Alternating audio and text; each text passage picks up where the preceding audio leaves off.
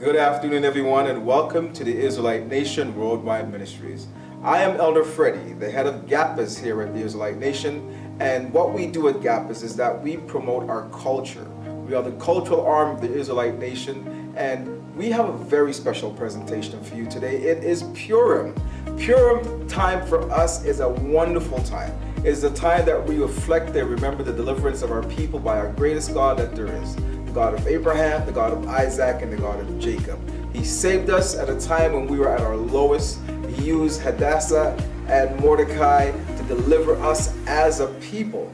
And we're going to have a very special presentation. We have highlighted our children today. So you're going to see all of our children, or at least some of our children, from all our branches, from the UK to Northeast New Jersey, from Missouri, from Atlanta, and also here at head office. So I hope you've got some popcorn, I hope you've got your drinks, and I hope you're ready. Gather the children around, and we're going to show you some of the little bit of things that we do here at Israelite Nation so that we can always include our children with all our festivities and our celebrations.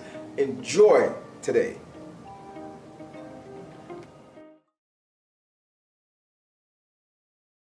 Today I am here with my brother Jesse and my brother Jose, and my name is Issachar. And today we are here to talk to you about what Purim means to us.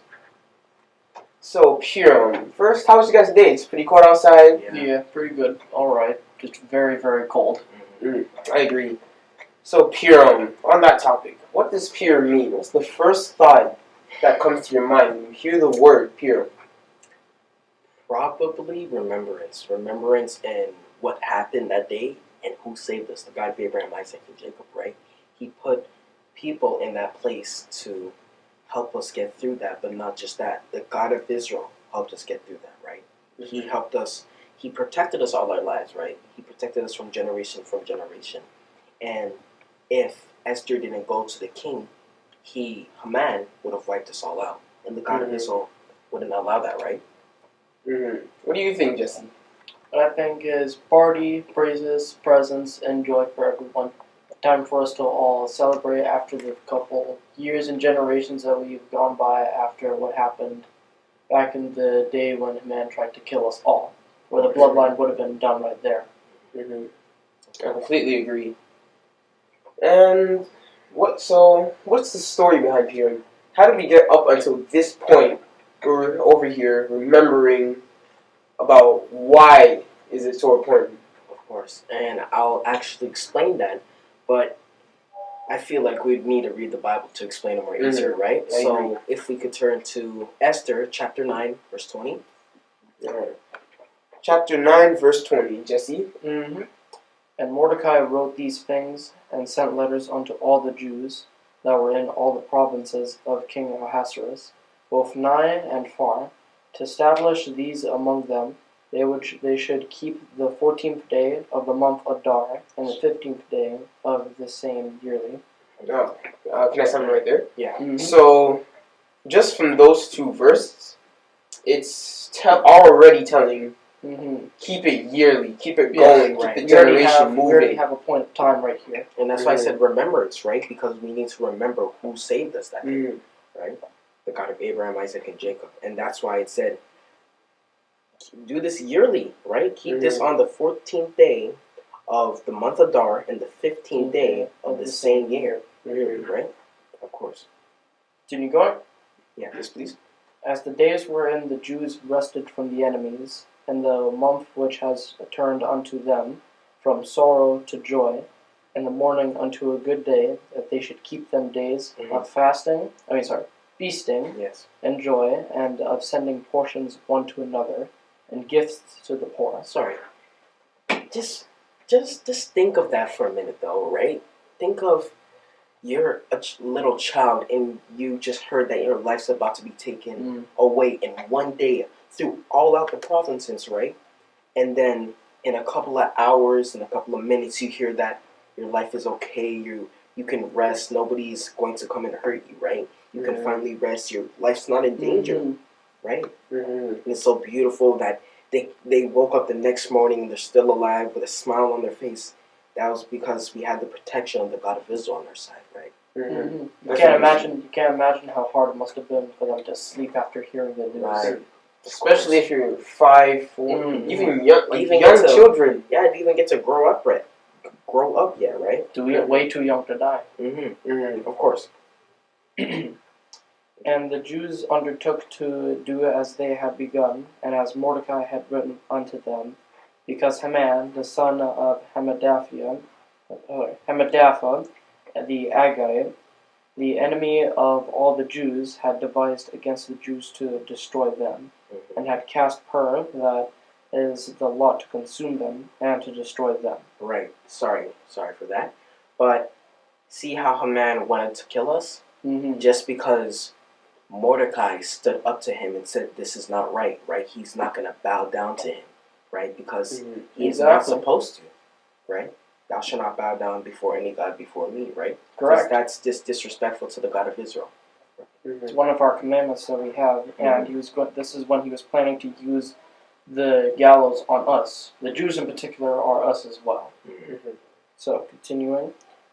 But when Esther came before the king, he commanded by the letters that his wicked device, which he had devised against the Jews, should return upon his own head, and that he and his sons should be hanged on the gallows.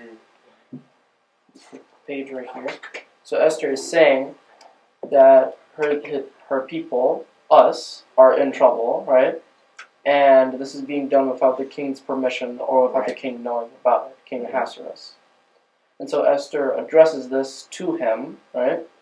And says that he should be hung on the gallows, the same ones that he planned for us, along with his sons. Of course, right? May you read? No problem. Verse 26. Wherefore they called these days Purim, after the name of Pur. Therefore, for all the words of this letter, and of that which they had seen concerning this matter, and which had come unto them, the Jews ordained and took upon them, and upon their seed, and upon all such as joined themselves unto them, so as it should not fail, that they would keep these 2 days according to their writing, and according to their appointed time every year, and that these days should be remembered and kept throughout every generation, every family, every province, and every city, and that these days of Purim should not fail from among the Jews, nor the memorial of them perish from their seed. So again, it even says itself, remembering, passed down, generation, family, province. Right. So always keep it going. It's stated right here in the scripture, carved into stone, if you will. Of course. And see how it goes into what I said about remembrance? This is a key thing. We have to remember what happened that day, right? Of course. This is so beautiful. Verse 29. Then Esther, the queen, the daughter of Abel, and Mordecai the Jew, wrote with all authority to confirm this second letter of Purim. And he sent the letters unto all the Jews to the 127 provinces of the kingdom of Ahasuerus, with words of peace and truth, to confirm these days of Purim in their times appointed, according as Mordecai the Jew and Esther the queen had enjoined them, and as they had decreed for themselves, and for their seed, the matters of the fastings and their cry. And the decree of Esther confirmed these matters of Purim, and it was written in the book. Right. Wow. It's so beautiful to see that Esther had to pray and fast and cry and call upon the God of Israel, right, to save these people because her people were about to be killed, right? And she had to do something about that. And I love how the God of Israel had to protect his people. He said, this will not happen, right? Of course. And just thinking of... Oh, go ahead. And the letters were sent to 127 provinces of the kingdom of Ahasuerus. So that's pretty big. It's a pretty big landmass right there. It is. Under a huge kingdom right there. And just thinking of what Issachar, you said earlier about how it was, how the God of Israel put them in place. It wasn't just that. It was they called upon the living God, the right God, course. Thank you. Because remember, the Bible says there's many gods. There's many other gods they could have called upon, but they called the God of Israel, and for that, the God of Israel helped them. So it wasn't just in place. They knew who to call upon to help them. Of course. Wow. Of course. And to your point, Jesse, where you said that Queen Esther, she had to go and tell this to Queen Ahasuerus, we could actually go back a chapter and go to chapter 5. And I'll just read a little on. So, if I can get the verse right. And it said, now it came to pass. Which verse? Oh, chapter 5. After that. Sorry, chapter 5. No, what verse? Oh, well, I'm just going to read. Alright. Now it came to pass on the third day that Esther put on her royal Apparel. and stood in their inner court of the king's house, over against the king's house. And then the king sat upon his royal throne in the royal house, over against the gates of the house. And it was so, when the king saw Esther, the queen, standing in the court, that she obtained favor in his sight. And the king held out to Esther the golden scepter that was in his hand. So Esther drew near and touched the top of the scepter. Then said to the king unto her, What wilt thou, Queen Esther, and what is thy request? It shall be even given to thee the half of the kingdom. And Esther answered, If it seems good unto the king, let the king and Haman come this day unto the banquet that I have prepared for him. Then the king said, Cause Haman to make haste, that he may do as Esther hath said. So the king and Haman came to the banquet that Esther had prepared. So it's just saying there that Queen Esther told King Ahasuerus to come to the banquet with Haman at his side, because King Ahasuerus asked Esther what was her request, right? Mm-hmm. And that she won, of course. And we could, Jesse, if you want to read on, we'll do verse 6 to just verse 8. Alright. And the king said unto Esther at the banquet of wine, What is thy petition? And it shall be granted thee. And what is thy request? Even to the half of the kingdom it shall be performed. Sorry. So it's just saying there that King Ahasuerus asked her, What shall you want, right? One thing that you want, right? And it shall be the kingdom heard. will do. And the kingdom will do, and it will hear it, right? Mm-hmm. Keep going. Continuing on. Mm-hmm. Then answered Esther and said, My petition and my request is, if I have found favor in the sight of thy king, and if it is pleased to the king to grant my petition, and to perform my request, let the king and Haman come to the banquet, and I shall prepare for them. And I will do it tomorrow as the king hath said. Then went Haman forth that day joyful and with a glad heart. But when Haman saw Mordecai in the king's gate, that he stood not up nor moved Right. for him, he was full of indignation against Mordecai. Nevertheless, Haman refrained himself, and when he came home, he sent and called for his friends, and Zeresh his wife. Mm-hmm. And Haman told them of the glory of his riches, and the multitude of his children, and all the things wherein the king had promoted him, and how he had advanced him above the princes and the servants of the king.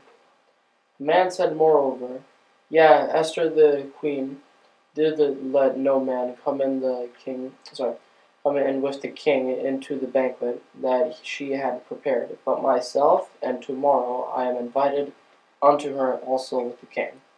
So what's going on here is man seems to be bragging to bragging to the rest of his friends and family that he's been promoted above all else, Right. but just under the king. Mm-hmm. and seems to like refrain himself from doing something to Mordecai, so that if the two of them were just alone, then he would have taken the kill right there. Mm-hmm. Right, and see how he didn't when he saw Mordecai, he didn't like him, right? Mm-hmm. He was disgusted by him, right? Sounds like jealousy. Mm-hmm. Of course. Right. And the fact that he didn't bow to him earlier. Mm-hmm. Definitely. Right, and this it's just like very like good to see that we are so powerful, right? That nobody can take us down because we have the true and living God, the God of Abraham, Isaac, and Jacob, that is on our side to protect us at any moment in time, right? Mm-hmm. And I'll keep reading. Sorry, verse 14 13 to 14. Yeah, all this availeth me nothing, so long as I see Mordecai and the Jews sitting at the king's gate. Then said Zeresh, his wife, and all his friends unto him, let the gallows be made a 50 cubits high, and tomorrow speak thou unto the king, that Mordecai may be hanged thereon. So it just speaks there about his family also talking with him, right? It just says that They're all planning to do the same to Mordecai and the rest of the Israelites. Because it's not just Haman himself; it's everyone else too. Right. And notice how I just want to point out how he said 50 cubits high. Notice how he's specifically putting at that. Like we all know at a certain height, when the gallows what it's meant for starts to happen. But notice how he's specific about it. Of course, right. Mm-hmm. And it's sad to see that people want to take us down so bad, right? But we're so powerful that people would want to have that power but can't get it. Jealousy. Right. Where are we? 14. We're still here. We're still on 14. Then go. Thank you. Then go, thou, in merrily with the king unto the banquet, and the thing pleased Haman, and he caused the gallows to be made. So he's just causing the order to be made without King Ahasuerus knowing about this. So it's all secretive. There's nothing. No one else is informed. It's just him and Mordecai. Right. So that's where it's kind of ties in where jealousy, because that's a big thing in this entire Bible itself. Jealousy is a huge thing that comes along. So it has a big consequence as well. Mm-hmm. So it's as if it's repeated throughout the entire Bible, just to let us know that jealousy, you shouldn't be jealous of anything or anyone. Of course. Okay, so can we please turn to chapter 6, verse 12? And we're just breaking down the story. We're just breaking down the story of what's happening, right? We're breaking down what Purim means to us, but why we celebrate it, right? Why we take just importance of the day. And how specifically the 14th and 15th day of Adar are specific to keep note of. So I can read verse 12. Okay. Okay. And Mordecai Chapter came. 6, verse 12. Okay, thank you. And Mordecai came again to the king's gate, but Haman hasted to his house mourning, and having his head covered. And Haman told Zeresh, his wife, and all his friends everything that had befallen him. Then said his wise men and Zeresh his wife unto him, If Mordecai be of the seed of the Jews, before whom thou hast begun to fall, thou shalt not prevail against him, but shalt surely fall before him. And while they were yet talking with him, came the king's chamberlains, and hasted to bring Haman unto the banquet that Esther had prepared. Right. So this is just talking about how Haman ran back to his home, and he's just telling his friends to, he's still bragging. Right. Again. He's bragging again, right? That they'll be killed, right? And it's just like you have to just know that you are done, right? You just have to know that you have to stop once one time in your life to really think and rethink about what's going on, right? You can't just relax, think, process, reflect, let it sit in. If you relax too much, then the big things, the serious things that are going to come along, those you won't be able to process and like take in properly. You'll be confused on what to do, where to go next.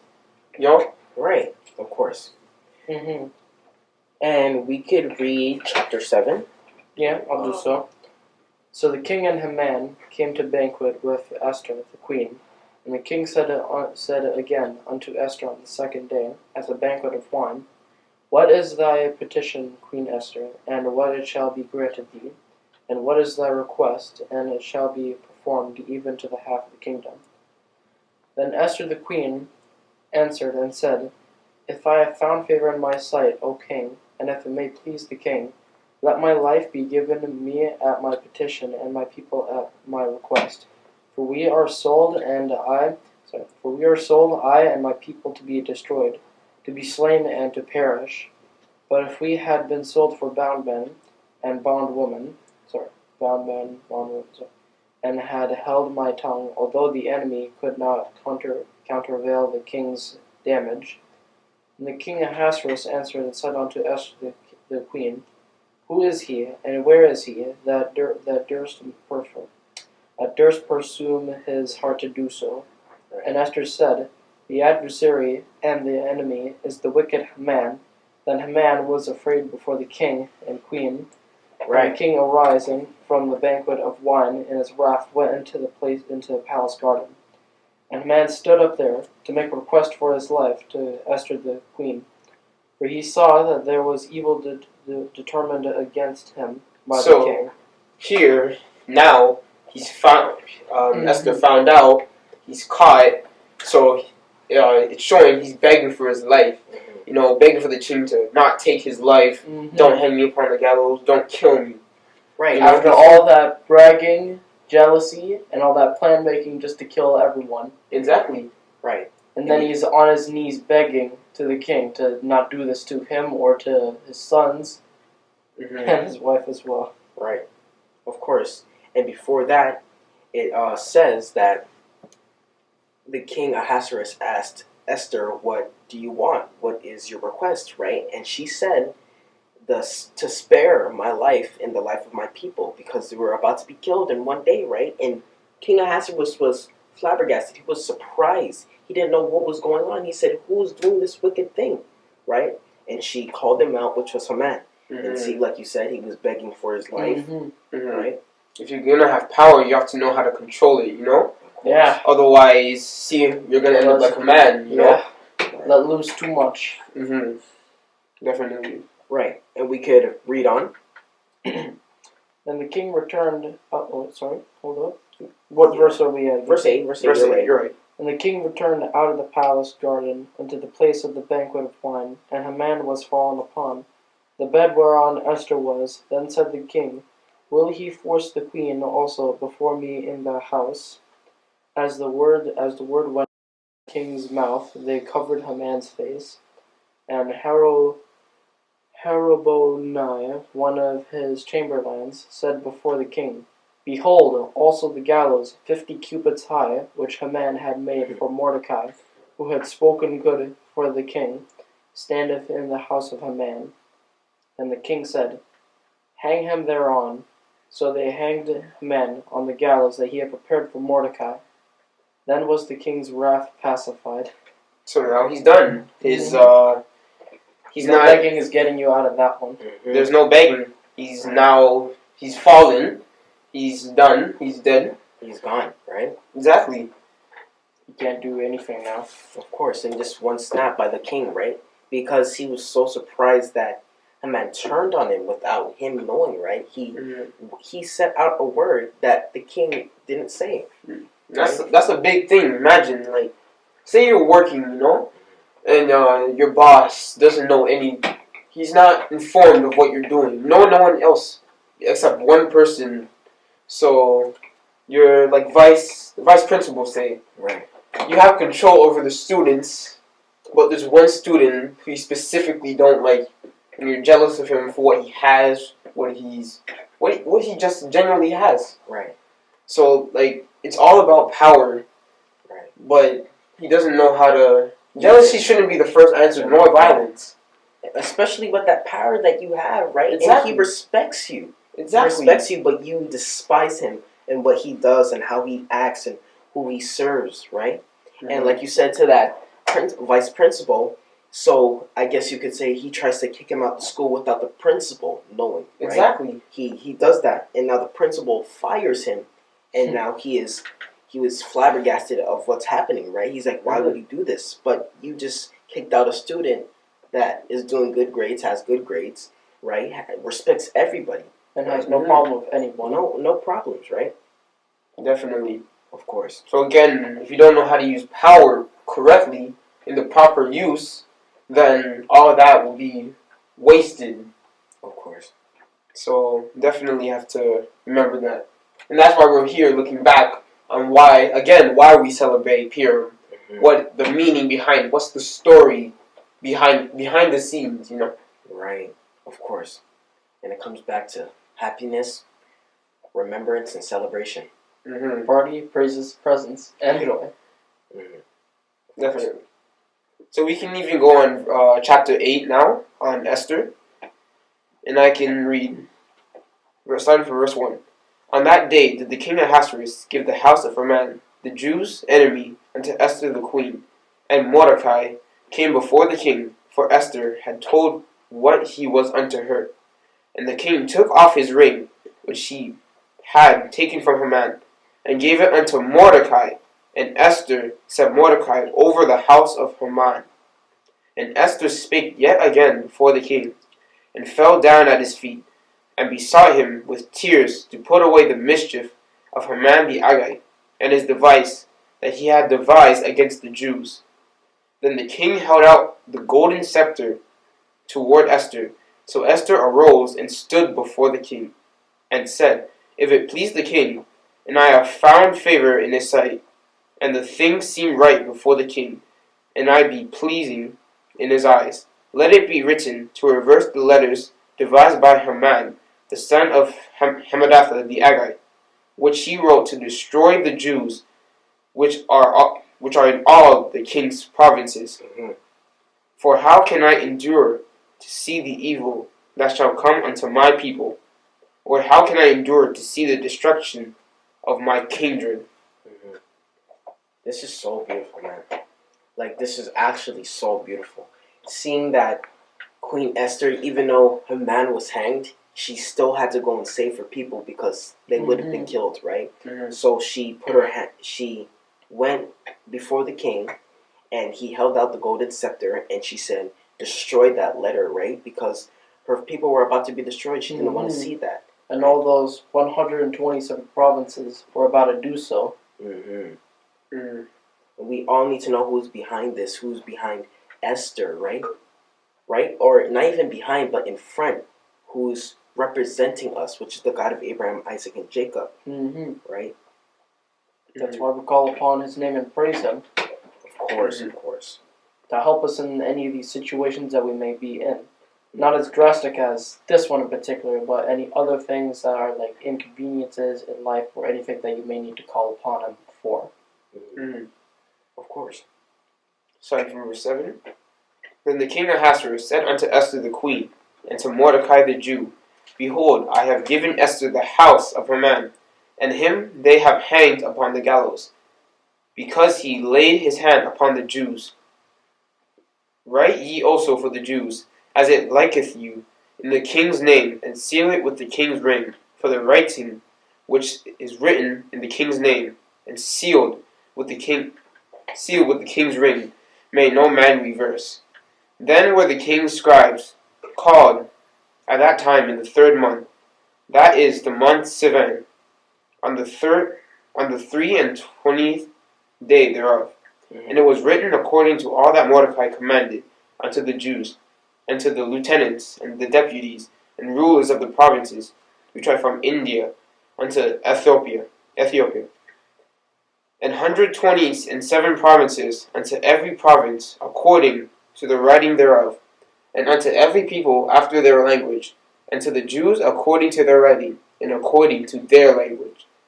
And he wrote in the king Ahasuerus' name, and sealed it with the king's ring, and sent letters by post on horseback, and riders on mules, camels, and young dromedaries.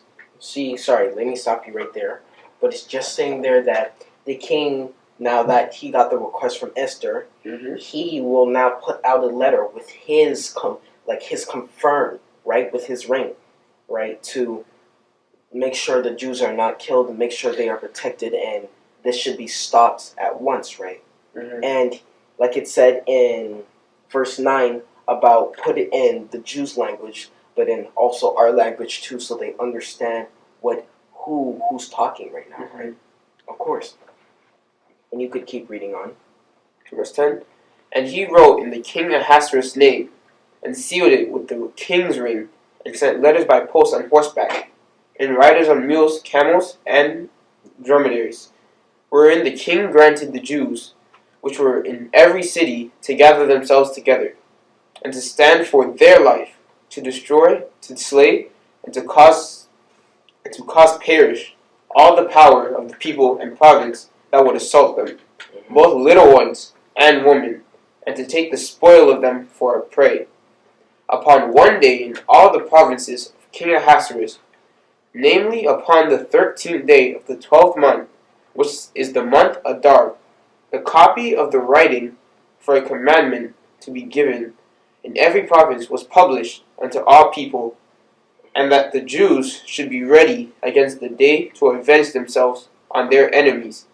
So the post that rode upon the mules and camels went out, being hastened and pressed on by the king's commandment, and the decree was given at Shushan the palace. And Mordecai... Wait, sorry. So you could just see that it's just saying to King Ahasuerus is just saying to stop this, stop all this madness. Do not lay a finger on the Israelite children, right? On the Jews, sorry, right? Right. Do you have anything to say, Jesse? What I have to say is probably how fast he had to quickly write down the letter and then send it out before the letter beforehand was about to reach all the other provinces. And I like it how it says in verse 10 chapter 8 about this sending out like half of the animals, right? This all the fast animals to get there quickly, right? Of course. Yeah. And God make it known quickly and swiftly. Yep. Because they were ready. These were the neighbors that are beside the Jews, right? Ready to kill them at once. As soon as the order was taken. Right? And that's when you realize how fast a camel could possibly be. I thought those guys were slow. Right. Of course. What verse? We're chapter 9. I will read. Okay. Now in the 20th month, that is the month of Adar, on the 13th day of the same, when the king's commandments and his decree drew near to be put in execution, in the day that the enemies of the Jews hoped to have power over them, though it was turned into the contrary, that the Jews had rule over them, that hated them. The Jews gathered themselves together in their cities throughout all the provinces of the king Ahasuerus to lay hands on such as sought their hurt. And no man could withstand them, for the fear of them fell upon all people, and all the rulers of the provinces, and the lieutenants, and the deputies, and the officers of the king helped the Jews, because the fear of Mordecai fell upon them. See? So they're scared. They're all coming together, which obviously they don't want all Israelites, Jews, to be gathered together. Otherwise, like a war could start. They don't want us to overpower them, overthrow them. Right. You know, so that's why it shows they're scared. They don't want us to come together. Right. Of course. Because when we're all together, we're really, really we're powerful people. In one accord, right? Exactly. Of course. If you can continue. And they were scared of Mordecai because he had he was I guess second in command, right? Yeah. Right beside King Ahasuerus, right? Mm-hmm. So that's even more power right there. Right, of course. More authority against all the other lieutenants, deputies, and officers that sits right here. Of course. And I'll read on chapter 9, verse 4. For Mordecai was great in the king's house, and his fame went out throughout All the provinces. Sorry, thank you. For this man, Mordecai, waxed greater and greater. Sorry, just from so here he's gaining more power, more of the king's trust. You know, his right hand man. He's getting there. He's getting to the point where he could even become king. Yes. Of all of the kingdoms. So that just shows how much power one could have. But with all of us together, then imagine that power that we're all in. Of course. Greater force than the kingdom itself, maybe. Yes. Exactly. Right. I'll continue on verse 5. Alrighty. Thus the Jews smote all of their enemies with the stroke of the sword, and slaughtered and destruction, and did what they would unto those of the. Wow. And in Shushan the palace, the Jews slew and destroyed 500 men, the 10 sons of Haman, and the son of Hammedatha, and the enemies of the Jews slew they. But on the spoil laid they not on their hand. So just to stop right there, this is exactly what I'm talking about, or what we're talking about. All of us coming together. They don't want us to overpower them, and look what happened here. We slew all of our enemies. Right. Mm-hmm. The ones that hated us, the ones that wanted to kill us, right? 500 men. Mm-hmm. 500 men. Wow. Crazy. And with the God of Israel's help. With the God of Israel's help. Right? But the God of Israel behind everything, right? The God of Israel protected us. The God of Israel knew what he was doing. He had to and not just that, but like you said, who they called upon, right? Who Esther called upon, right? And you really just inspired me because they knew all these gods, all these other gods that are in the earth, but they called upon the true and living God, which is the God of Abraham, Isaac, and Jacob. Wow. It's beautiful, man. It's beautiful. And the ones that wanted to kill the Jews, they had all of these other so-called gods on their side. Right, and look who won. Mm-hmm. Right? Of course. From verse 11. Right. Would you like to read, Jose? Oh, sure. Okay. On that day, the number of those that were slain in Shushan the palace was brought before the king. And the king said unto Esther the queen, The Jews have slain and destroyed 500 men in Shushan the palace, and the 10 sons of Haman. Sorry, and see now, Haman's bloodline is done, right? It's done. Just like he was going to do to us. Right? Because imagine your father has been taken away. Wouldn't you want to get revenge, right? Exactly. Of course, and you can't let that happen, right? Just wipe out the whole bloodline right there. You gotta make sure there's nothing left, you know? Eradicated. Of course. So...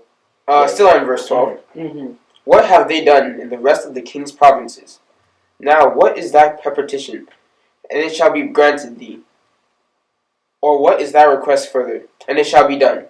Then Esther said, If it please the king, let it be granted to the Jews which are in Shushan to do tomorrow also according unto this day's decree, and let Haman's 10 sons be hanged upon the gallows. Right. So, honestly, from even what it sounds all the way from here, Esther is a very humble person. Right. She's not selfish.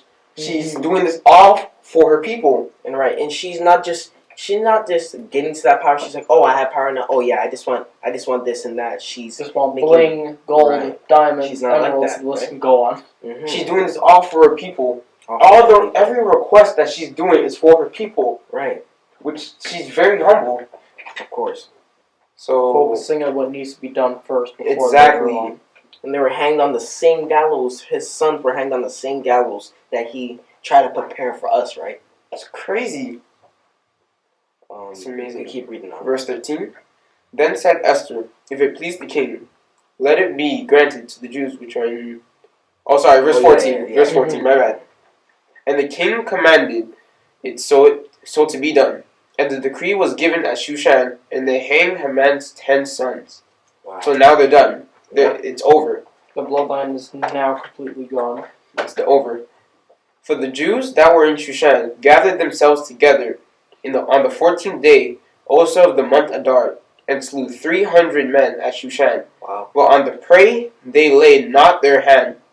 But the other Jews that were in the king's provinces gathered themselves together, and stood for their lives, and had rest from their enemies, and slew of their foes 75,000. But they laid not their hands on their prey. So you see how it's kind of after the verse, it's saying but they laid not their hands on their prey. Right. So and they're killing all their enemies, their foes, anyone who opposes them. But it's amazing. Mm-hmm. So yeah, like you said, sorry. Mhm. Of course. And I'll read on. Okay. Where did you stop again? Was it 16 you stopped? Yeah, 16. Yes. Okay, then I'll read 17. On the 13th day of the month Adar, and on the 14th day of the same month, rested they, and made it a day of feasting and gladness. See? Imagine getting to rest, right? Like I already said in the first part, like we were about to be killed at the same day, right? And tomorrow we get to rest, and like who would ever think of that, right? Before their lives are taken, you get to rest the next day, right? Right. I'll read on. But the Jews that were at Shushan assembled together on the 13th day thereof, and on the 14th day thereof, and on the 15th day of the same they rested, and made it a day of feasting and gladness. Therefore the Jews of the villages that dwelt in the unwalled towns made the 14th day of the month Adar a day of gladness and feasting, a good day, and sending portions one to another. So they're partying, praising, dancing, celebrating, enjoying themselves. Right. After hearing what the news was, like they were about to be killed a moment ago, and then now we're safe. It's actually well said. Imagine getting to rest after killing thousands and hundreds of men. Yes. You finally have a day to rest, feast, celebrate. Right.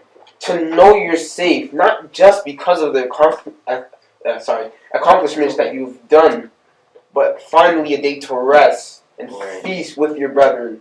Of course. It's amazing. And look, we're back on verse 20. Verse 20, right? Back on verse 20. And like it said, Mordecai wrote all these things and sent letters unto all the Jews that were in the provinces of the king Ahasuerus, both nigh and far, to establish this among them, that they should keep the 14th day of the month of Adar and the 15th day the same year. So, like we just said earlier. Exactly. Even before, so after all that fighting, the violence has been put down, weapons, arrows, bows, swords, shield, all finally put armor, down. all sorts of things. Exactly. They finally have a day to rest, right. And now, because of that, they're going to keep this and remember this yearly around. Same month. The same month of Adar, the 14th day of the month Adar, and the 15th day of the same yearly, right? Exactly. Of course. To establish this among them, that they should keep the 14th day of the month Adar and the 15th day of the same yearly, as like you said. As the days wherein the Jews rested from their enemies, and the month which was turned unto them from sorrow to joy, and from mourning into a good day, that they should make them days of feasting and joy, and of sending portions one to another, and gifts to the poor. The presents, it's talking about giving presents. Not even just not to the poor, not just the poor. Everyone, all the Jews, and even the poor people, just the poor too, to remember that you're safe. The God of Israel is with you. There's people who came to help you, to pray unto the Lord. Right, of course. And notice how it says, from sorrow to joy, from all that slaughter, from all that killing, and then back to being calm, being relaxed, party, praise His presence. Of course. Of course. And you read 22, right? Yes, 23. And the Jews undertook to do as they had begun, and as Mordecai had written unto them, because Haman, the son of Hammedatha, and the Agite, the enemy of all the Jews, had devised against the Jews to destroy them. That was the plan. Right? And had cast Pur, that is, the lot, to consume them and to destroy them. But when Esther came before the king, he commanded by the letters that his wicked device and his device against the Jews should return upon his own head, and that he and his sons should be hanged on the gallows. See, and it just says there that the king just reversed. Wherefore they called these days Purim, after the name of Pur. Therefore all the words of this letter and of that which they had seen concerning this matter, and which had come unto them, the Jews ordained, and took upon them, and upon this their seed, and upon all such as joined themselves unto them, so as it shall not fail, that they would keep these 2 days according to their writing, and according to the appointed time every year. So again, it says a lot, and it says a lot. Remember the times of victory. Remember when we were brought. Remember to pass remember generation to generation. Generation, family, provinces. Of course. Right. It's a must. It's a must. It is. It really is a must. It doesn't say it once. It says it many, many times. And this is the saving of our people by the God of Abraham, Isaac, and Jacob by His hand, right?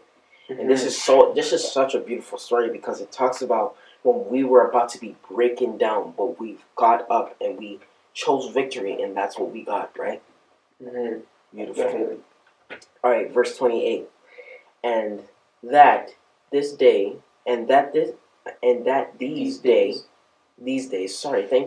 should be remembered and kept throughout every generation, every family, every province, and every city, and that these days of Purim should not fail from among the Jews, nor the memorial of them perish from their seed.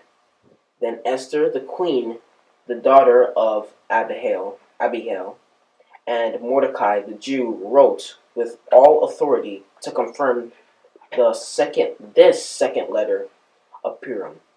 And he sent the letter unto all the Jews to 127 provinces of the kingdom of Ahasuerus, with words of peace and truth, to confirm these days of Purim and their times appointed according to as Mordecai the Jew and Esther the queen had enjoyed them, as they had decreed from themselves and for their seed the matters of the fasting and their cry.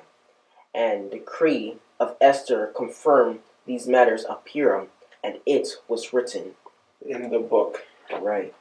Wow. There you go. That's chapter 9. Wow. It's a very beautiful story. This is like so powerful. Like, it really is. This goes to show us the Jews are really, really, really powerful when we're all together in one, and we're all thinking the same thing. Exactly. Like how they slew 500 men throughout the provinces and throughout the kingdom as well. And most of the entire story, it's all based around jealousy. Because this is the power. We literally destroy our enemies while we are all together. And this is why they try and break us up. Even the word now, they're still trying to break us up. Send us different provinces, different languages. But different spiritual. And they try to break us up, but we are still here together, right? And even as young as we are, we're still teaching to the world why. And this is just Purim, but there's still many more things of why we do this. Many more things, right? Of course. So it's really amazing. And I'll read the last chapter, chapter 10, verse 1. And the king Ahasuerus laid in tribute, Yeah. thank you, upon the land and upon the islands of the sea, and all the acts of his power and of his might, and the declaration of the greatness of Mordecai were unto the king advance him. Are they not written in the book of the chronicles of the kings of Mordecai and Persia? For Mordecai and the Jews was next unto the king Ahasuerus, and the great among the Jews, and accepted of the multitude of his brethren, seeking the wrath of his people, and speaking peace to all the sea. And there you go. That's the book of Esther right there, the end right there. Right. Really amazing. Mm-hmm. Even the characters, like Esther, because Esther wasn't a princess. Mm-hmm. She wasn't like high and mighty. Right. She was normal. She was In a the normal slums. person. Right. Exactly, in the slums. She was helpful and humble too. Cause there's no way a princess could be as humble as she is. I'm good, like, Right. Yeah. and that's not just for Esther herself. This is all the Israelite women. Mm-hmm. And I mean, even our people as a group, the men too. Right? They're so humble. The Like children as Mordecai, well. right? Mordecai was so powerful. He understood what the God of Israel had sent, right? Had sent him down for. I'm gonna have to say this again. They knew all these gods in the earth, They knew. but they called upon the living God, the God of Abraham, Isaac, and Jacob, and The he one true answered the living prayer. God. The one true and living God, and answered their prayers, right? And she stuck to the T, right, of what Mhm. Mordecai said.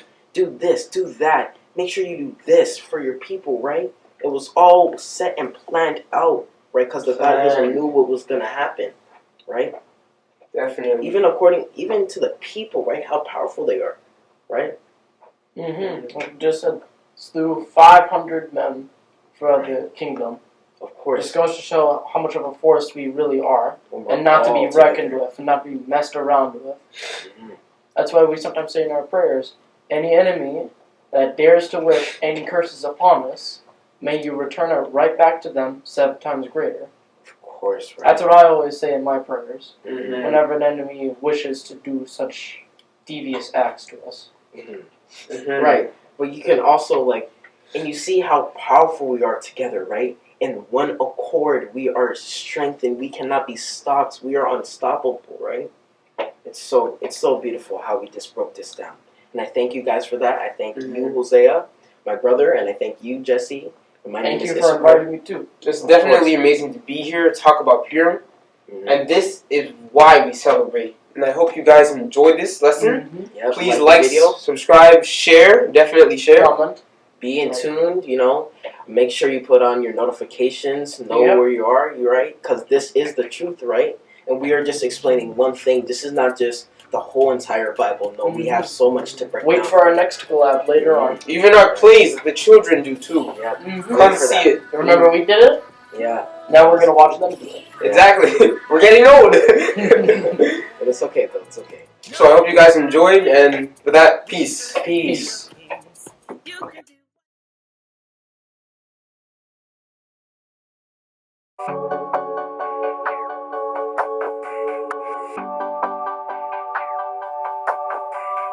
This is the story of a woman named Hadassah, who rose to great heights in the land of her Massa. A virtuous Israelite, God favored and blessed her.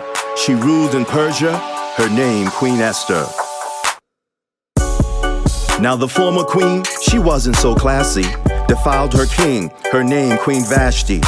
Just who the heck was she trying to impress, refusing to come at the king's request? The wise men reason, if Queen Vashti does this, what will other wives do? Away with her and may a new queen rule. So King Ahasuerus made it law, and it went throughout the land, a search for a new queen that would become his woman. Now Mordecai prepped Hadassah, hide your identity, for nobody knows. And when the king laid his eyes on Hadassah, it was she that he chose. One day, when Mordecai was round and about, he overheard 2 Persians say, Let's kill the king and take him out. well, of course Mordecai had told the queen, and the queen confessed with her tongue. And when the king found it true, the 2 Persians were hung. Mordecai's good deed did not go unnoticed, for it was written in the king's chronicles and indubitably noted. After these things, did the king promote Haman? Well, this was cause for celebration, and so everyone was jamming. But every day, when Haman walked with much pride through the king's gate, Mordecai refused to bow, and this filled Haman with much hate. For it was Israelite law, and a really big deal, to bow not man nor God, save the God of Israel. So Haman cast lots to decide the precise month he'd destroy all Jews, convinced the king who used his ring, and for the Israelites, this was bad news. And so it was established that on the 13th day of Adar, Persians and Medes would kill Israelites, near and far. Now when Mordecai had learned all that was done, he put on sackcloth with ashes and mourned until the evening sun. He sent word to Queen Esther of the decree made at Shushan, and charged her to sway the king to put an end to all the confusion. But whosoever entered the king's court that's not called will surely be put to death, unless spared by the golden scepter. Queen Esther would lose her last breath. Now Queen Esther thought on the matter and fasted night and day, then confessed in her heart she'd enter the king's inner court anyway. Tell all my brethren, she said, to fast 3 days, don't sing. For if I perish, but I'm going to see the king. And it was so that when the king saw Queen Esther standing in his presence, he held out the golden scepter, because her beauty was oh so pleasant. What wilt thou have, Queen Esther? Be thou not distressed. For you I give half the kingdom, only tell of thy requests. Now Queen Esther had in her heart a brilliant and masterful plan. She'd throw a royal banquet, invite the king and Haman. Meanwhile, Haman thought, For Mordecai's stubbornness, his neck will swing from the gallows. His peeps will I destroy, and in the end, I'll win this battle. Now it was about this time, the chronicles the king wished to read. He couldn't sleep that night, and so he read of Mordecai's good deed. What honor was done for Mordecai? He wanted to know, this king. But his scribes had told him straight up, for Mordecai's good deed, not a thing. It was during this hour Haman arrived on the scene. Poor fella didn't even know he was about to be played by the queen. What honor shall be given, the king asked, to the man in whom the king delights? Well, Haman thought the king spoke of him, of course, because he enjoyed the limelight. A royal robe for this man, Haman said. the king's horse and a royal crown. And whenever he walks the earth, let the people bow down. Make haste, the king said. Take the robe and horse to Mordecai. For he who was once low shall now be made high. Then took Haman the horse and robe and pranced Mordecai through the street. And when the people saw who the king had honored, they bowed at Mordecai's feet. Poor Haman was disgusted now. He went home, mourned and wailed, sought advice from his wise men, who advised he would not prevail. And while they spoke, the king's chamberlains came and took Haman to the royal banquet of wine the queen prepared. And when the king emptied his glass, he whispered in Queen Esther's ear, What is thy petition, and what is thy request? For you I give half the kingdom, and I will grant you nothing less. If it please the king, Queen Esther said, let my life be given me, and my people set free from my wicked enemy. Who is he, the king said, that threatens thee, and will not set thy people free? Well, Queen Esther explained all the wicked Haman had done. And when Haman saw the king's demeanor, he thought in his heart to run. Moreover, the king learned of the gallows, 50 cubits high, the one Haman had made for none other than Mordecai. And the gallows Haman made to keep Mordecai in check are the gallows the king ordered Haman to be hung by his own neck. Then did the king reverse the decree, which declared the killing of all Jews. And the Israelites avenged themselves, and their enemies they slew. And so the Israelites prevailed against their enemies, and their sorrows were turned to joy. And they kept their Purim celebration, and gave gifts to their girls and boys. And Mordecai and Queen Esther, whose real name is Hadassah, rejoiced with their brethren, and lived happily ever after. She saved her people. She saved her people. Her name was Hadassah. queen of Persia. Her name was Hadassah, queen of Persia. Remember our father, the God of Abraham. Remember our father and his mighty hand. She saved her people. Her name was Hadassah, queen of Persia. Her name was Hadassah, queen of Persia. Remember our father, the God of Abraham. Remember our father and his mighty hand. She saved her people. She saved her people.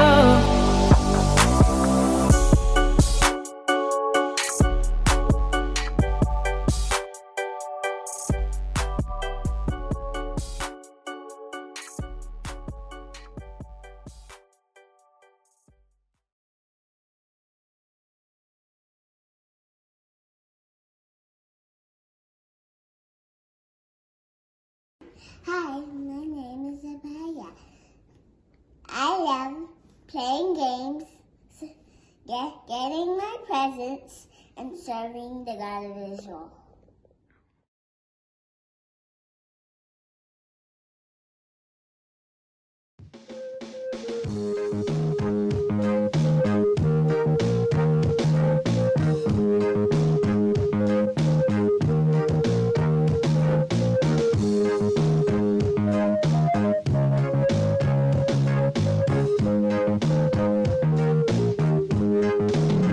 Every knee shall bow, every eye shall see the cloud, every hand shall raise, every face shall touch the ground, praising our God. For he is well, O God of Jacob, God of Israel. My ears shall hear his voice all of the time, my eyes shall see where others would be blind, showing the way. Not of the dead, O God of Jacob and Israel.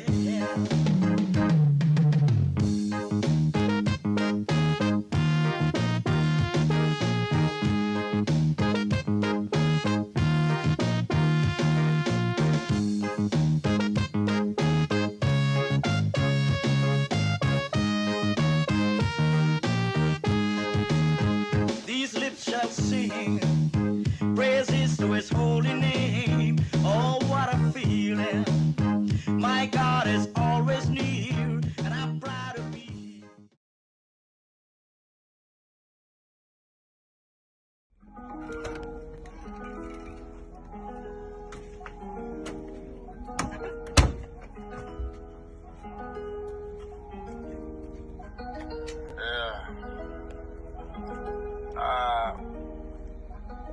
Moses. Yeah. My name's Moses. You heard a part of the sea. When you tell you about the beginning of me, the world got past right at the whole story. Way before I set my people, the Israelites, free, I was conceived. Living captivity, my mother left by the river where my sister could see. And Pharaoh's daughter gave me a child to be. And nobody but my mother came back to care for me. And she gave me the she made me know the truth. So she taught me about my culture and she made me know my roots. When I saw an image and take my people to the sleep, I couldn't turn a blind man, I had to go on truth. So I killed him and I hid him in the sand. And Pharaoh found out, so I had to feed the land. Then unto Midian, where I set myself to dwell. On one day I was sitting down, needed help to brought a sheep. Gentlemen, me, I got off on my feet and they were thankful. So they took word to the dad. Then he told me his daughter's the poor I could have, and she bare me a son. They called his name Gershon. And in that time the Pharaoh passed on, but my people, the Israelites, were still in bondage. And God heard the cry and wanted to stop this. So was this around the time I used to look after the flock, right? Yep, I was taking them to the backside of the desert. I was. Not even knowing I was standing on the mountain. I didn't. Bush like burning, but it wasn't consuming. And I marveled at that great sight. This will happen next. Oh, shit! I heard my name from the bush, told to take my shoes off. I hid my face a bit to look. That's when I knew that where I stood was sacred. He said, I'm the God of Abraham, Isaac, and Jacob. I am God, come to deliver out of the country into a new land that's flowing with milk and honey. Now I need you to bring forth my people out for me. The Egyptians oppressed and treat them wickedly. But I said, who am I to go to Pharaoh? The people don't even like me, I can't be the hero. And God said, certainly I'll be with thee. Just go and say the name that I gave you for me. And go and gather the elders and repeat what I said. Then I want you to go to the king of Egypt and say that the Lord God of the Hebrews way. This is where the world got me confused. When he said that, colour was a colour Israel, some of leave up in the 12 tribes of Israel. And anyway, God said, but I will smite them with love, then he'll let me go. I answered, they said he won't listen to me. They will say that the Lord didn't appear to thee. And the Lord said to me, who made man's mouth, said he would teach me, but I was still in doubt. Yep, he did. He said, who is the Lord that I shall obey his voice? So the Lord made them suffer 10 plagues: blood, frogs, lice, flies, livestock, boils, hail, locusts, darkness, and the death of their firstborn. So finally, Pharaoh had to let us go, and everything God said we would have, it was so. So at this time, the first month of the year, we celebrate when the angel of the Lord did appear, and he smite all of Egypt in the firstborn, and we left in haste and left them to mourn. So it turned to be observing a regeneration, and a man can only join after circumcision. So I told my people to remember this day, when the God of Israel and his people away. So shortly after Pharaoh said, no! Armed his chariots for a chase and the go. So my people feared, and I told them to ignore, because today you will see the salvation of the Lord. Told me to lift up my rod and stretch my hand over the sea, and behold the waters part in front of me. Understand, I'm an Israelite from the tribe of Levi. I had to share the story with you, because the world gets it confused.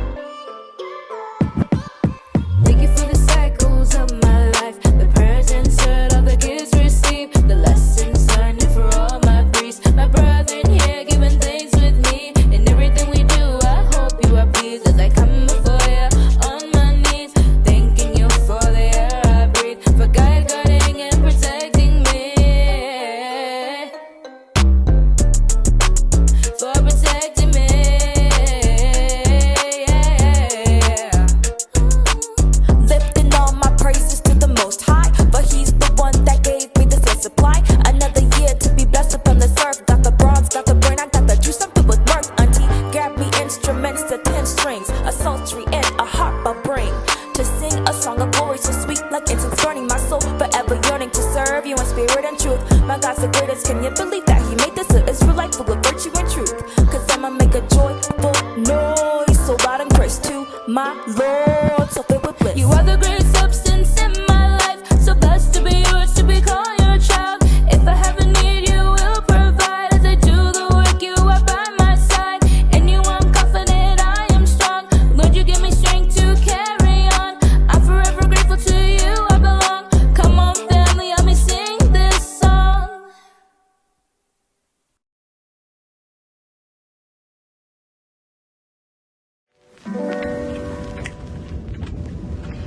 Hey, Purim season is coming up. Aren't you excited for that? Yeah, I was just thinking about it. Yeah, what are you most excited for? Well, I'm most excited for spending time with my brethren again and to even see the little kids do the play this year. So. Yeah, the play. That's so cool to see, I'm excited to go back and see my brethren again too, Ooh, and don't forget the presents. Yeah, the presents were the best part. I always love that part. For sure. Yo, remember that time when we had the petting zoo? And then we had the magician right after. Right. That was so exciting. I'm excited to get back there, Yeah. Hi, I'm Abby from the Toronto branch, and I'm a member of DAWS. Hi, I'm Ashiva Bennett from the Toronto branch, and I'm a member of DAWS. And we want to wish you a happy Purim. Peace, everyone, brethren and guests. Happy Purim! I am Tamar from DOZ, the Toronto branch, and I just want to share a few moments of Purim with you all that I have. So I personally love and adore Purim. Even at 20, I'm still always excited when I feel the Purim season coming. I have a few favorite moments about Purim. I love the Purim play and seeing all the young kids, get into the role and be creative and show their personality through the roles of the characters. I love seeing them in their element. I love when the animals come in and all the kids are in awe and looking at the bunnies and all the animals that the people bring. I love even helping out and manning the stations and playing a role in their experience. And just Purim to me is just a time for us all to come together and to unify and to be one big happy family and feel the good vibes. Oh, I definitely love that end of Purim musical chairs that the older people love to play. It is certainly entertaining, but let us not forget what the season is really about. And I just feel like the entire Purim season in total really showcases the strength and resilience of our people. It shows the power of our God, the power of prayer, the power of fasting, the power of putting the God of Abraham, the God of Isaac, and the God of Jacob at the forefront of everything that we do, which is how we should be living our lives. It shows his might and his loyalty to his people, and it really just reminds us that there will always be more with us than there is with them. So I absolutely love the culture. I love the Purim season, and I'm honored, especially as an Israelite, that these are the special moments and experiences that I would be able to pass down to my kids and my kids' kids' kids. So with that being said, I would like to wish everybody a happy Purim, a happy Purim season. Enjoy this time with your family, with your friends. Share those gifts. Speak in glory of our God. And happy Purim! Peace, everyone. My name is Hadassah, and I'm in the New York, New Jersey branch. I'm so excited that it's the Purim season. I absolutely love the Purim season. One of my favorite moments is watching and participating in the play. I think that's an amazing visual way to try to understand what Queen Esther was going through, and just to have a visual way to remember the play is absolutely amazing. I love the Purim season. I've always loved the Purim story, not because Queen Esther's story is literally my namesake, but because of the courage and the strength that Queen Esther showed and that she exemplified. I think that's something that I try to live by today. I've always loved the Purim season ever since I was younger, and even now I still love Purim, and I love when Purim comes around. So yeah, I hope you all have an amazing Purim as well. Peace. Hello, my name is Madison from the St. Louis branch, and what I think Purim means to me is it's a fun time to remember our history, and it also is a good time to catch up with brethren and spend time together as one. Hi, I'm London from the St. Louis branch, and what I think Purim means to me is a time to get together with brethren and a time to remember our Queen Hadassah and learn about it and read the Bible and have fun. Hello, I'm Ashley, and Purim to me is where we could come together as brethren and learn about our history and have a good time together.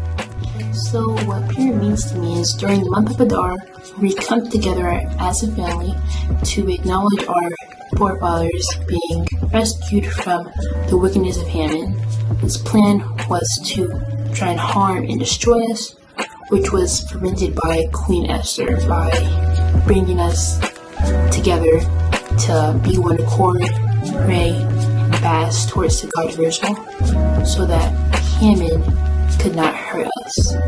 So Purim is when we all just come together, have fun, fast, and get presents, and remember all the brave acts that Esther and Mordecai did. Hi, my name is Armisa, and I'm from the Atlanta branch. Purim is all about celebrating how Queen Esther saved her people, the Israelites, from Haman. During this time, we party, play games, give gifts to children, and most of all, thank our God, the God of Israel. My favorite moment has to be when we did a Purim puppet show here in my branch. We basically showed the entire Purim story. It was cute, and it was fun, and it was my favorite. Long ago, there was a great king named Ahasuerus, who reigned from India to Ethiopia. In the 3rd year of his reign, he threw a huge party. He wanted to show off his beautiful wife Vashti, but when he called for her, her response was not what he expected. Queen Vashti, the king called for you. Can't you see we're in a conversation? We are busy right now. You can wait. Okay, so just tell her I said no. We can talk later. I live here now. Memucan was terrified to tell the king that Vashti said no. Nobody has ever disobeyed the king before. Memucan, where is my queen? Angered by the disobedience of Queen Vashti, the king ordered for her to be put to death. Haman, take her out, now! Haman was second in command to the king. Let's go. No, I'm the queen. No, I'm the queen. Stop. No, I'm the queen. Stop. No, don't take her away. Bring her back. Bring her back. Queen. Let this be a lesson to you all. There is no disrespecting the king. With Vashti gone, the king sent out a decree to search for a new queen. Attention all, King Ahasuerus is looking for a new queen. All maidens of the land must be at the palace in your best attire at sunrise. Thank you. Many maidens gathered to the palace with the hopes of becoming the next queen. Among them was Esther, the Israelite. What is your name? Phaser. Well, you know, it's very hard being queen. Ew, it is? I don't do hard work. Next.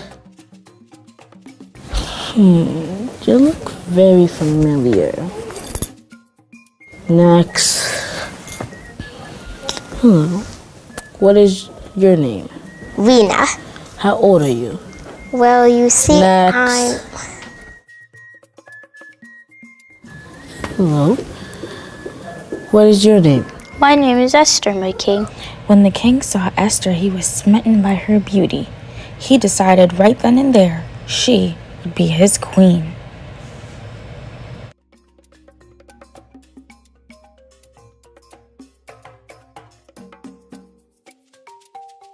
The king has chosen the queen. The rest of you get out. Esther, also known as Hadassah, was not only beautiful, she was an Israelite. She was raised by her uncle Mordecai, who instructed her not to tell anybody she was an Israelite because they could use it against her. Bow to me, peasants. Hey you, old man, when you see me, you bow. No, I only bow to the true and living God, the God of Abraham, the God of Isaac, and the God of Jacob. What? Do you know who I am? Do you know what I am capable of? I will report this to the king, and you will be punished. Haman, being a man of his word, did go to the king and told him terrible things about the Israelites that changed their fate. Attention all, a message from the king. On the 13th day of the 12th month Adar, the Israelites are to be killed. All of the men, women, and children are to be gone by sunset on the scheduled day. Thank you. When Esther and Mordecai heard the news, they called upon the God of Israel for help. O God of Israel, hear my cry, hear the cry of your people, for we are to be put to death by Haman. And please give Esther the strength that she needs to protect our people. O God of Israel, please give me the strength to do this. Please, God of Israel, help me save my people. Esther decided to throw a banquet for the king, where there she would expose Haman's evil plan. This is thy request. Whatever it is, I shall give it to you. My only request is my life and the life of my people. My king. What? It is written that on the 13th day of Adar, me and my people are to be perished. What? Who is doing this? Who is this man? Our enemy is the wicked Haman. He is trying to kill me and my people. What? Haman? Hey, I knew you looked familiar. Silence! How dare you try to kill my queen? Have mercy, please. I didn't know she was an Israelite. Enough! Mordecai, take him to the gallows for what he prepared for our people. With Haman gone, Esther convinced the king to change his decree against the Israelites. Mordecai took Haman's office, and when the decree was read to the Israelites, they celebrated. Attention all, this is a message from King Ahasuerus and Queen Esther. On the 13th day of the 12th month, Adar, the Israelites are not to be killed. Anyone who lays a hand on the Israelites will be punished by the king personally. Instead, let the 13th and 14th of Adar be Purim. This day is a celebration to be kept throughout all your generations. Thank you. All praises to the God of Israel. We celebrate our victory. Purim is our history. We celebrate our victory. Hadassah became the queen. We celebrate our victory. We fast and pray in unity. We celebrate our victory. Against Haman and his decree. We celebrate our victory. We would not bow to the enemy. We celebrate our victory. The God of Israel set us free. We celebrate our victory. Thank you, Father, accept this feast. We thank you for our victory. Now you know the story of Esther and how the God of Israel used Esther and Mordecai to save his people, the Israelites, from the wicked Haman. This is why we keep Purim every year on the 13th and 14th day of Adar. It is to remember this time and remember this story and remember how the God of Israel saved us yet again. The end. P is from Purim. P-U-R-I-M. What? Party, praises, presents. P-U-R-I-M. Give me a P. P, you got your P. You got your P. Give me a U. You got your U. You got your U. Give me an R. R, you got your R. You got your R. Give me an I. I, you got your I. You got your R. Give me an M. M, you got your M. You got your M. What does that spell? Well, I hope you enjoyed yourself this afternoon. We're so happy that you came to join us. Before we go, it has been a wonderful month of Adar. We're closing things off in Adar. Next month is our new year. Next month is the month of Abib, where we begin the Israelite calendar. So with that, I want you to get your pen and your paper and take down these dates, because the first of Abib will be the new moon celebration, and that will be on March 21st. All right. After March 21st, the 7 days after is our Sabbath day, and that will be March 27th. All right. And after the March 27th Sabbath day, we're going to begin our Passover celebration. And Passover begins on April 3rd. That's right. The Feast of Unleavened Bread, Passover begins on April the 3rd, and that will go until our Holy Convocation, which is on April 10th. All right. So with that being said, please look out for any updates that are going to be coming out from the Israelite Nation Worldwide Ministries. It has been a wonderful time for us. And again, we want to say to you, Happy Purim, everyone. Happy Purim. Happy Purim. And go!